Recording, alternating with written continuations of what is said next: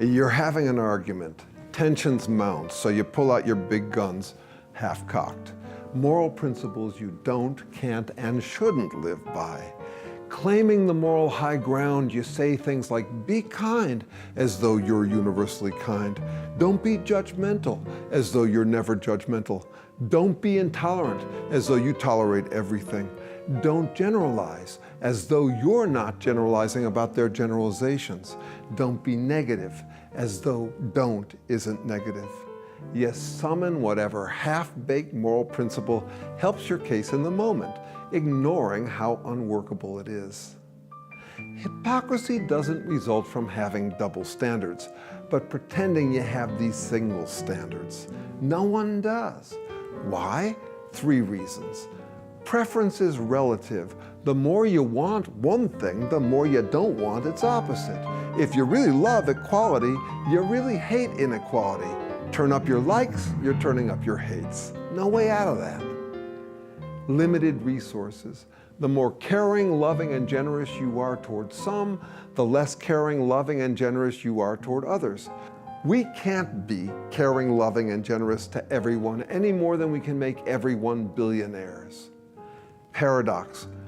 Most one-size-fits-all moral rules have the hypocrisy built right in. Don't be negative is negative. Be intolerant of intolerance is intolerant. Don't generalize is a generalization. Don't be judgmental is judgmental. Always be flexible is inflexible. One-size-fits-all rules are easy to remember, fun to preach, handy to wield in arguments, and absolutely impossible to follow. We're least hypocritical when we realize and admit it, most hypocritical when we ignore and deny it. Attacking each other with one-size-fits-all moral rules is how we become hypocrites. Defending ourselves when the rules come back to bite us is how we reinforce our hypocrisy. We draw lines around acceptable and unacceptable behavior and then gerrymander the lines in self-defense. When caught being judgmental, we say, not me, I was just upholding a high standard. That's totally different. Our fake absolute moral principles stunt our moral growth.